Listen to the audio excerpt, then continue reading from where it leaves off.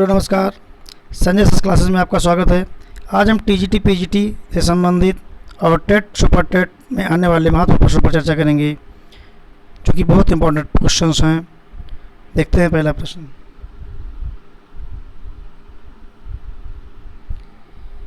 आचार्य किशोरीदास वाजपेयी के मत से हिंदी में कितने कारक हैं? आप जानते हैं कि हिंदी में कारकों की संख्या कितनी होती है? 8 होती है। ठीक है, हिंदी में कारकों की संख्या पूछा जाएगा तो 8 होती है। जो कि किशोरीदास वाजपेयी के अनुसार है, तो किशोरीदास वाजपेयी ने हिंदी में कारकों की संख्या 6 मानी है। ठीक है, फिर देखते हैं संस्कृत में कितने कारक होते हैं। संस्कृत में 6 होते ही हैं। ठीक है, तो आपका पहला विकल्प से हो जाएगा कि आचार्य किशोरीदास वाजपेयी की मत से हिंदी में कितने कारक हैं। जो कि पीजीटी 2000 का प्रश्न है, तो ध्यान दीजिएगा। तो 6 कारक हैं। ठीक है, फिर देखते हैं अगला प्रश्न। बहुत अच्छा प्रश्न है मित्रों।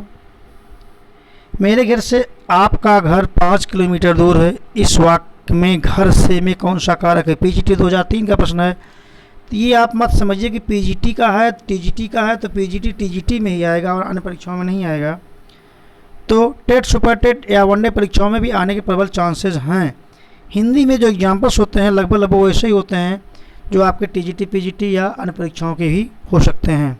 ठीक है, तो इसमें वो इस वाक्य में घर से में कौन सा कारक है? आप जानते हैं विभक्ति से किसमें आती है? कर्ता ने कर्म को करण से, कर्ता ने कर्म को करण से, संप्रदानकों के लिए अपादान से अलग, संबंध का के कीरा रेरी, अधिकरण में पर, संबोधन हे अरे। ठीक है, इतना तो आप जानते ही होंगे। तो आप इसमें देखें से विभक्ति किस किस में आ सकती है? कर्ता ने कर्म को करण से, इसमें भी आ सकती है। फिर अपादान इसमें भी आ सकती है। 2 में से विभक्ति आपकी आ सकती है। लेकिन देखें प्रश्न क्या कह रहा है कि मेरे घर से आपका घर 5 किलोमीटर दूर है। तो मेरे घर से यानी कहने का मतलब कि हमारे घर से आपका घर 5 किलोमीटर दूर है। कहने मतलब अलग है ना कि पास में ही है। ठीक है, तो अपादान से का मतलब होता है पृथक। ठीक है, तो इसमें आपका कौन सा विकल्प से होगा? मित्रों ध्यान दें, अपादान कारक होगा, क्योंकि यहाँ आपका घर जो है मेरे घर से 5 किलोमीटर दूर है ना, तो यहाँ से वहाँ होता है जहाँ से पास के लिए से का प्रयोग होगा तब कड़कार होगा। यहाँ आपका अपादान कारक होगा। विकल्प चौथा सही हो गया। फिर देखते अगला प्रश्न। संज्ञाओं के साथ आने वाली विभक्तियों को क्या कहा जाता है? आप जानते हैं संज्ञाओं के साथ विभक्तियां आती हैं, जैसे राम ने चाय पी। ठीक, राम ने चाय पी, तो राम के साथ विभक्ति आ गई। राम ने चाय पिया, तो ने विभक्ति आई। तो ने विभक्ति आई तो राम के साथ अलग हो रहा है ना, ने जो है राम से अलग हो रहा है। तो इसमें कौन सा होगा? संश्लिष्ट होगा, विश्लिष्ट होगा, श्लिष्ट होगा? उनमें से कोई नहीं। श्लिष्ट वहाँ होता है जैसे आपका होता रामस्य। यदि रामस्य होता तो आपका श्लिष्ट हो जाता। ठीक है, यहाँ राम ने विभक्ति अलग हो रही है, यहाँ वियोगात्मक होगा, वियोग होगा, अलगाव होगा, तो आपका विश्लिष्ट हो जाएगा। मित्रों ध्यान दीजिएगा, विकल्प खा आपका सही हो गया। फिर देखते अगला प्रश्न। निम्नलिखित शब्दों में भाववाचक संज्ञा का विकल्प है। भाववाचक संज्ञा। ठीक है, भाव होता क्या? अच्छा क्या है? अच्छा तो विशेषण है भाई, अच्छा विशेषण है। बुरा भी विशेषण है। ठीक है, काला भी विशेषण है। तो भाववाचक संज्ञा होती है प्रेम, दया। ठीक है, ये सब आपके भाववाचक संज्ञा होते हैं। विकल्प आपका खास सही हो गया। ठीक है, फिर देखते हैं अगला प्रश्न।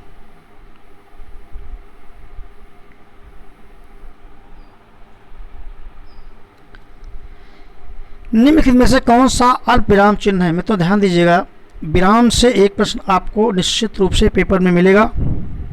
ठीक है, अल्प विराम इसमें से कौन सा है? ठीक है, तो आप देखें कि पहला में दिया हुआ चिन्ह है, दूसरा खा में दिया है, गा में और घा में।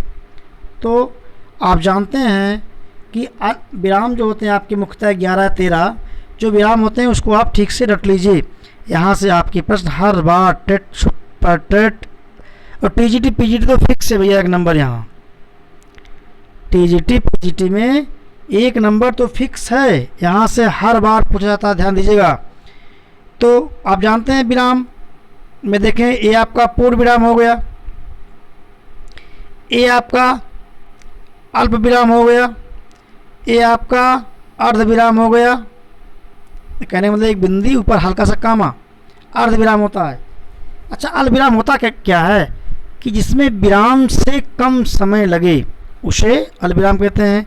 अर्ध विराम में अल्प विराम से अधिक समय लगता है। तो इसमें कौन सा विकल्प से हो जाएगा? तो ध्यान दीजिएगा, विकल्प घ। ठीक है, फिर देखते हैं अगला प्रश्न। हिंदी भाषा में वचन कितने प्रकार के होते हैं? पीजीटी में भी आया हुआ प्रश्न है। ये प्रश्न 2013 में टीजीटी में आया हुआ था, कहीं भी आ सकता है। ठीक है, तो ये प्रश्न बार बार पूछा जाता है, मैं तो ध्यान दीजिएगा। तो इसमें देखें 3, 4, 2, 5 वचन क्या होते हैं? वचन में आप देखें जिस संज्ञा से किसी एक या अनेक का बोध होता है, जिस संज्ञा शब्द से एक या अनेक का बोध होता है उसे वचन कहते हैं। तो वचन के अंतर्गत हम मानते हैं कि हिंदी में वचनों की संख्या 2 होती है,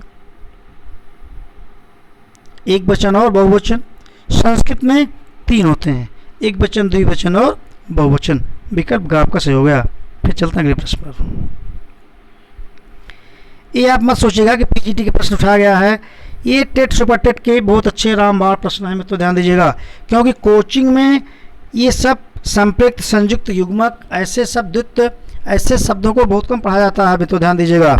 वो लोग केवल ऊपर ऊपर पढ़ा देते हैं और डीपली में नहीं जाते हैं। कभी कभी जब डीपली का प्रश्न उठता है, बहुत अंदर से प्रश्न उठाया जाता है, ऐसे प्रश्न को आपको रख दिया जाता है। प्रसन्नता देखिए, शब्द में कौन सी ध्वनि है? संयुक्त कहाँ होती है, मैं तो ध्यान दें। अरे भाई, संयुक्त तो वहाँ होगी, संयुक्त में से होता है जुड़ा हुआ, जहाँ दो व्यंजन जुड़े हों वहाँ संयुक्त होगा। जैसे क्या आपका संयुक्त हो गया, बार बार पूछा जाने वाला प्रश्न मित्र, बहुत इंपॉर्टेंट है। नेट, पीजीटी, टीजीटी बी में बार बार पूछा था ये प्रश्न। क्या प्रा भी आपका संयुक्त हो गया, पावरा मिला हुआ है। ठीक है, इसमें है क्या? इसमें देखिए, अब देखिए संपृक्त क्या होता है, ये भी देख लो थोड़ा। संपृक्त वह होता है जो एक ध्वनि 2 व्यंजनों को जोड़ती है, उसे संपृक्त कहते हैं। जैसे संबंध, हम इसी वीडियो से आपको कम से कम 102 या 3 नंबर टीजीटी पीजीटी में निश्चित रूप से दिलवा देंगे, और टेट सुपर टेट में भी 1-2 नंबर आने के चांसेस हो सकते हैं।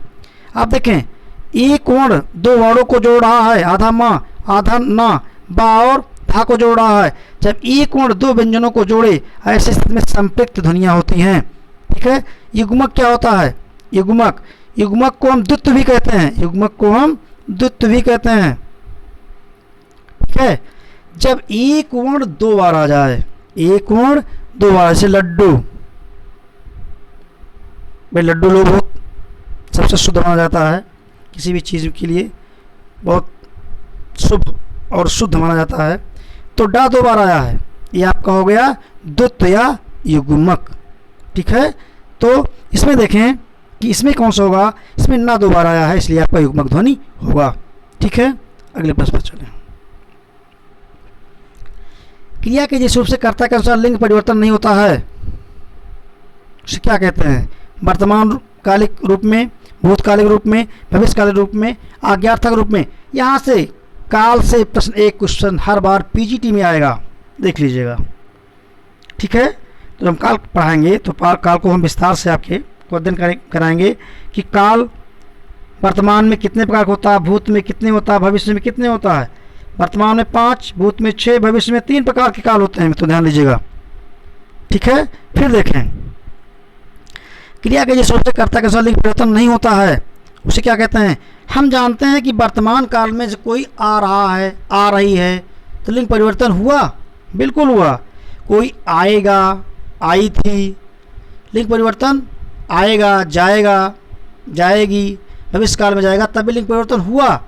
आया था, आई थी, भूतकाल में देखेंगे तब भी लिंग परिवर्तन हुआ भाई। किसमें नहीं होता है, यहाँ पूछा गया, ध्यान दीजिएगा, किसमें लिंग परिवर्तन नहीं होता है, तो आपका आज्ञार्थक में लिंग परिवर्तन बिल्कुल नहीं होगा। ठीक है, चाहे स्त्रीलिंग हो चाहे पुल्लिंग हो, जब कोई कहता है मैं गॉड सर, तो बिल्कुल आप जा सकते हैं। ठीक है, विकल्प चौथा सही। फिर देखिए अगला प्रश्न, लिंग शब्दों में विशेषण है उत्साह, ईमानदारी, अच्छा, शीतलता। देखें, उत्साह क्या है, संज्ञा है। ईमानदारी क्या है, भाववाचक संज्ञा है, ईमानदार संज्ञा है। शीतलता क्या है, भाववाचक संज्ञा, शीतल संज्ञा। अच्छा क्या है, विशेषण। विकल्प तीसरा सही होगा, तो ध्यान दीजिएगा, कोई डाउट नहीं। अगले आगे चलें। बड़े बड़ाई ना करे, बड़े न बड़े बोल, रहीमन हीरा कब का है लाख टके का मोल। रहीमन शब्द, रहीमन द्वारा लिखित इस पंक्ति में बड़े शब्द का प्रयोग किस रूप में हुआ है, बड़े बड़ाई ना करें। यहाँ पर बड़े का प्रयोग किसमें, किसके रूप में किया गया है, सर्वनाम में रूप में नहीं भाई, यहाँ तो संज्ञा के रूप में हुआ है। बड़े का प्रयोग किसमें हुआ है मित्रों, ध्यान दें कि बड़े का प्रयोग संज्ञा के रूप में हुआ है। टीजीटी 2004 का प्रश्न है, बहुत अच्छा प्रश्न, तो ध्यान दीजिएगा। अगले प्रश्न पर चलें। यह काम मैं आप कर सकता हूँ, पंक्ति में आप क्या है, संबंधवाचक, निजवाचक, निश्चयवाचक, पुरुषवाचक। सर्वनाम की संख्या पूछेगा मित्रों, कभी कभी ध्यान दीजिएगा, तो सर्वनाम की संख्या 6 होती है। सर्वनाम 6 प्रकार के होते हैं। ठीक है, एक काम मैं आप कर सकता हूँ, आप मीन्स स्वयं, स्वयं मीन्स निजवाचक होगा, विकल्प खा। अगले प्रश्न पर चलें। राष्ट्र की भाववाचक संज्ञा है राष्ट्रीय, राष्ट्रीय, राष्ट्रीयता, सौराष्ट्र। आप जानते हैं कि राष्ट्र की भाववाचक संज्ञा राष्ट्रीयता होती है मित्रों, राष्ट्रीय, राष्ट्रीय, सौराष्ट्र नहीं होगा। ईमानदार का ईमानदारी होगा। ठीक है, आगे चलें। क्योंकि भाववाचक संज्ञा और जातिवाचक संज्ञा से प्रश्न बनते हैं, संज्ञा से भाववाचक संज्ञा बनाइए। ठीक है, यहाँ से 1 नंबर बनते हैं। फिर देखें, उत्साह शब्द का विशेषण है उत्साह, उत्साह, उत्साही, उत्साह। बताएं, उत्साह का विशेषण बनाएंगे तो इसमें कौन सा विकल्प होगा, तो ध्यान दीजिएगा, उत्साहित, विकल्प चौथा। तो जो भाई बहन मेरे चैनल पर नए हों, चैनल को सब्सक्राइब जरूर करिएगा, इससे हमारा वीडियो सबसे पहले आपके पास पहुँचे। और अच्छे अच्छे प्रश्नों को हम आपको बताएंगे, जो कि आप निश्चित रूप से अच्छे क्वेश्चंस पेपर में करेंगे। और पेपर में निश्चित रूप से हमारे हर वीडियो से 1, 2, 3 नंबर का प्रश्न आएगा। आप पेपर देकर आइएगा तब बताइएगा। आगे देखें, राम की गाय बहुत काली है, वाक्य में काली क्या है। अब देखें, काली आ गया ना, तो काली क्या है, सर्वनाम है, क्रिया है, विशेषण है, प्रविशेषण है। सर्वनाम क्या होता है, संज्ञा के स्थान पर प्रयुक्त होने वाले शब्द को सर्वनाम कहते हैं। ठीक है, पुरुषवाचक, निजवाचक, निश्चयवाचक, निश्चयवाचक, ये सर्वनाम के प्रकार होते हैं। क्रिया की क्या होती है, जिससे किसी का होने करने का बोध होता है उसे क्रिया कहते हैं। रोना, सोना, पढ़ना, लिखना क्रिया हुआ। विशेषण क्या होता है, जो संज्ञा सर्वनाम की विशेषता बतलाए उसे विशेषण कहते हैं। अब देखें, राम की गाय बहुत काली है, किसकी गाय काली है, राम की ना, राम संज्ञा है, संज्ञा की विशेषता बतला रहा है, तो काली क्या है मित्रों, ध्यान दीजिएगा, विशेषण होगा, विकल्प से सही।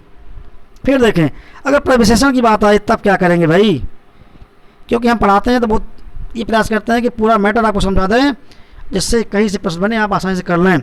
जो विशेषण की विशेषता बतलाए उसे प्रविशेषण कहते हैं। विशेषण क्या है, काली, काली विशेषता कौन बतला रहा है, बहुत बतला रहा है भाई, बहुत क्या हो जाएगा, प्रविशेषण। ठीक है, आगे चलें।